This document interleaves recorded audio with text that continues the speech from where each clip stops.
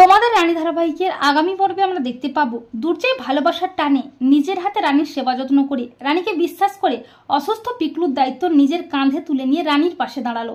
হ্যাঁ বন্ধুরা, আমরা এমনটাই দেখতে পাবো তোমাদের রানী ধারাবাহিকের আগামী পর্বগুলোতে। দুর্জয় রানীকে ভুল বুঝলে রানী দুর্জয়কে বলে কয়েকজন লোক পিকলুদাকে মারতে এসেছিল, এমনকি ফোনে সেই ভিডিওটাও আছে। কিন্তু রানীর ফোনটা হঠাৎই বন্ধ হয়ে যাওয়ায় রানী দুর্জয়কে সেই ভিডিওটা দেখাতে পারে না। এরপর রানী বলে সে অলোক সেনকে হাতে নাতে ধরেছে, কিন্তু দুর্জয়কে দেখাতে নিয়ে যাওয়ার আগেই অলোক সেন পালিয়ে যায়। রানী দুর্জয়কে বোঝানোর চেষ্টা করে যে সে অলোক সেনকে এখানেই বেঁধে রেখেছিল, কিন্তু দুর্জয় রানীর কোনো কথাই বিশ্বাস করে না।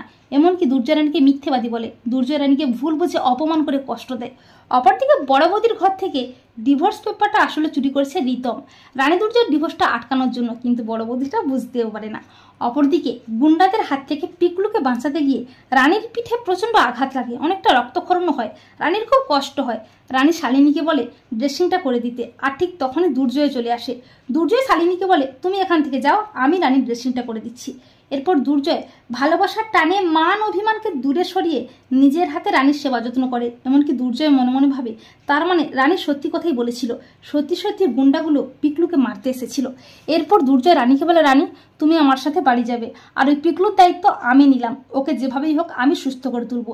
এই বলে দুর্জয় অসুস্থ পিকলুর দায়িত্ব নিজের কাঁধে নিয়ে রানীর পাশে দাঁড়ায়। তো বন্ধুরা, তোমরা এটাই চাও তো যে দুর্জয় যেন এভাবেই ভালোবাসার টানে সমস্ত মান অভিমানকে দূরে সরিয়ে রানীর বিপদে রানীর পাশে দাঁড়িয়ে রানীকে কাছে টেনে নেয়? কমেন্ট করে জানাতে ভুলো না কিন্তু তোমাদের মতামতটি।